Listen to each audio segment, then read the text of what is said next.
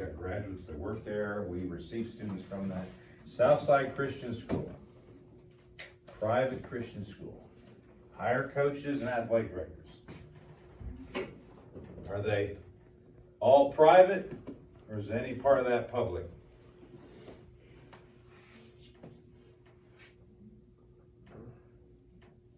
They're private. They're 100% private, that's why I wrote it. Yeah. Profit or for-profit? For profit. Most likely non-profit. Most likely. We would have to go look at their corporate status to be certain. Most likely. Southside Christian and Mitchell Road Presbyterian, and what are some of the other local Christian schools? One of them came and spoke in the seminar class the other day. What? Christ Church. Yeah, they got athletics, right?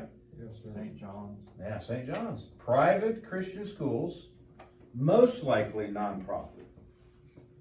What about DeMathan? Who? DeMathan? I never heard of that. Sure. Do what? DeMathan? Is that a school? It's a private school. No, maybe, it's likely to be. Where is it? It's likely to be non-profit. What about, Is it a good one? yeah. It says St. John's, right? What about Gonzaga? You ever heard of that? Well, okay, so that's a private Christian college. Okay. Are private Christian colleges? No, it's a high school too, but okay. Oh, I thought you meant Gonzaga University. Yeah. Yeah, no, we'd have to look up their, just to stay in the scope of things, we'd have to look up their filing status. Most likely, the private Christian schools, whether it be a Jesuit school or a Catholic school or a private evangelical Christian school like Southside, are going to be a nonprofit, private venture. Oh, now in this regards, they would be operated by individuals. Yeah. Now, nonprofit means that they aren't owned by anybody. So Southside Christian School came out of Southside Church. Now they've since separated because the school's grown so much. But the church started the school. Who owns the church? Nobody does. Church starts the school, manages the school, grows up, blows up. That's a good thing. So then they separated because they got a little convoluted. All right, that's the first establishment of about 1,000 things I got to do in this site. Are there any questions about that before I launch into the next thing? Check my time. I can get wound up and go for hours. You guys okay if I go for hours? Yes. Okay, See, you are the thing okay. is though, my leg is starting to hurt, so I gotta go get ice from trainer.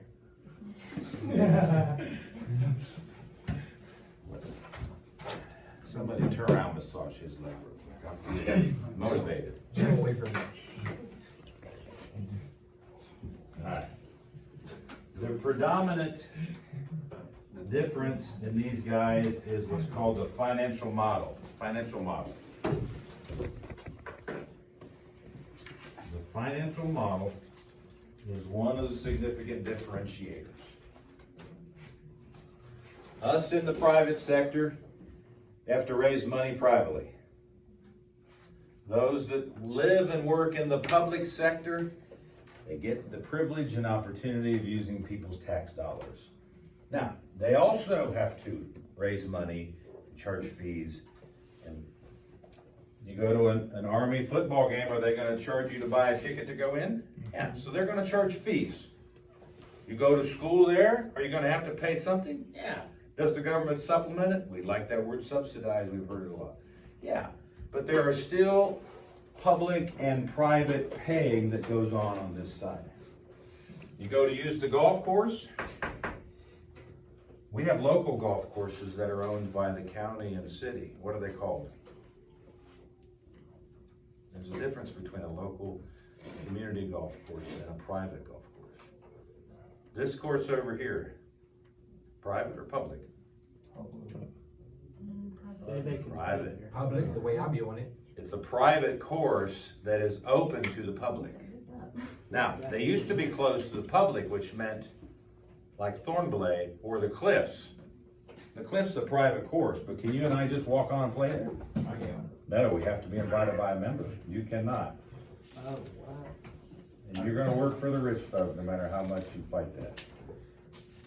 Can you go to the Cliffs today with your clubs in the back of your car and pull in and play around there for $250? Yes, No, you have to be invited by a member or get privileges. Can you go over here and play around? Yes. They're both private courses. One is closed to the public, one is open to the public. Now, why would the Cliffs do that? Because they make more money off the rich people. Why would the other private course open up to people? Because they need to generate more dollars. So you see the differences there. Public links courses or public golf courses are usually golf courses that your community pays for through tax dollars. It's generally the lowest costing golf course. There's several in town here. So you have some private courses, Chanticleer or the Kiowee courses. Thornblade, private course. You've got to live in Thornblade to play that course. Be invited by a member. We've got one of our graduates that works there.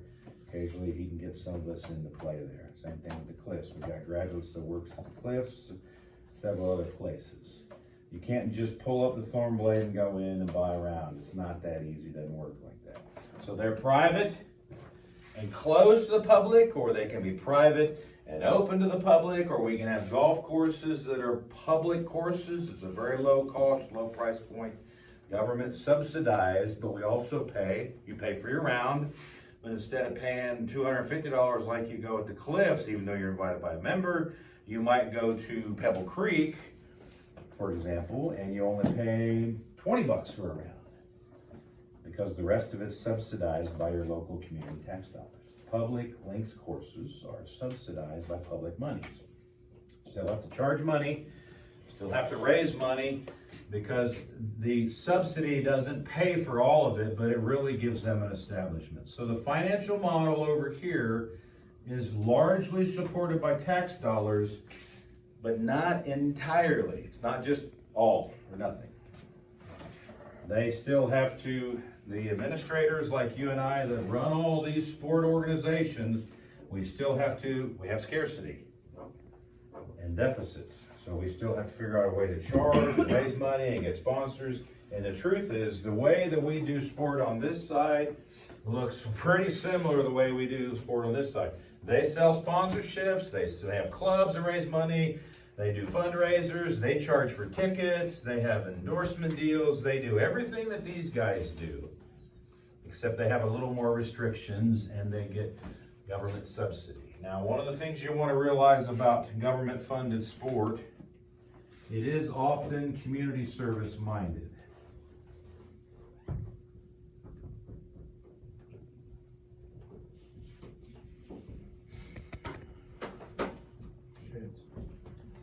Community service minded.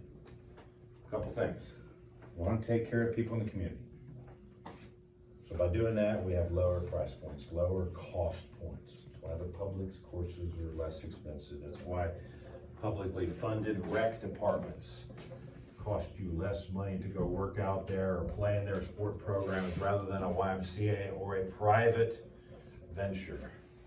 Lower price points help more community-based people in the lower middle and social lower classes, the impoverished classes, to be able to afford opportunities to do things.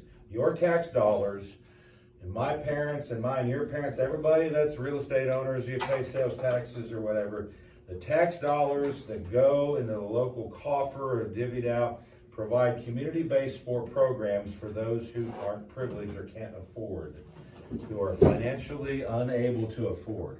So in some regards, it's a very good community service-based organization because it reaches the people that we want to provide sport for who can't afford or don't have access to. So a long time ago, up in this northwest corner of the state of South Carolina, Greenville County said, you know, we got a lot of people live up there and the kids go to school up there, but they don't have any sport opportunities.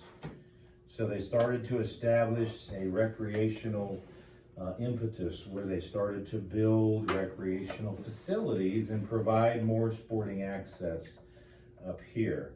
And there's even more impetus. Over the last 20 years, they built a handful of things, and there's a lot more going on up here. They extended the trail up here. There's some stuff in TR that I've already seen plans for some of the expanded sport and rec publicly to come up here to service that. Tax dollars pay for that. We look for groups that are underserved. We want to try to help them. That's really a good thing. Great jobs for you and I to work in this. You can make a lot of money, a lot of living. We have Well, several of our graduates work in community rec departments all around the state and several other states. Here in Greenville, we've got one who's moved all the way up. He's in the Greenville Rec Department. He is a significant director. He's at the upper mid-management. He's at the upper tier of mid-management. And he's been in there probably at least 12 years, if not longer. But Dr. Battenfield and I have been very proud to watch him climb the ladder in that. But we've got a couple in Spartanburg Rec and a couple over here and that continue to serve well. And those are great jobs. You make good money. You can have a lot of fun. You still work in sport. You're serving community needs. I mean, so there's a lot of gratification and satisfaction associated with that. You may not get rich. Remember, the wealth comes from the Lord. These aren't always the highest paying jobs. Doesn't make it a bad job. It's a great entry point. Great, learn how to do service, how to be program oriented, how to do the things. I learned in the YMCA. I cut my teeth in the YMCA's in the nonprofit sector. I used to be a fitness director, associate director of YMCA, and I spent several years in a couple different Ys. So I learned the nonprofit model, service-based model in that area there. But the upper level jobs do pay well, lots of benefits. You get to serve your community. It's really great. Over here, well, we're privateers. So what are we all about over here? Not having the government. Yeah, so we do exclude government involvement because we have ideas that we want to go this way. We don't want to be restricted. We want to do this information and do this virtual streaming and do this and do this. And boy, we got dreams and visions, and some of us that are visionaries really want to roar ahead and do things, product develop, research design. So we want to have the ability to raise money and make money and use money and launch into our ventures. Over here, there's a lot more what you'd call red tape, government constriction. There's a lot more bureaucratic processes, the bureaucracy. The bureaucratic state grows in this country at the local, state, and federal level. So because of that, doing the things that you visioneer to do are a little more challenging over here. Now they can be done, it's just a little more restrictive, a little more challenging. Not impossible. Over here, when we have resources, sometimes your owners and managers above you will release, go do all kinds of great and wonderful things. And a lot of the great entrepreneurial dreams and ventures in sport and most industry has come out of the cognitive competencies and the risk taking as privateers doing private things in sport. So this business model over here, we're all about profitability. We want to make money. We want to figure out ways to make money and make lots of money and expand our opportunities. The truth is, the more money you have, the more you can do. So you want to build a second location, a third location, you want to expand your division, you want to have a headquarters, you got to have money to do all that. So we want to earn money and our stock value to go up, the net asset value, NAV, of our stock from that reading the other day goes up. We want to expand and grow and venture out and do more, and all that requires resources. On the private side, we figure out how to do that privately. Our financial model is not necessarily as tightly reined and governed as it is over here, but we still submit to human resource law, IRS law, OSHA regulations, all that kind of stuff. I'm going to stop right there. This video will be put up in the next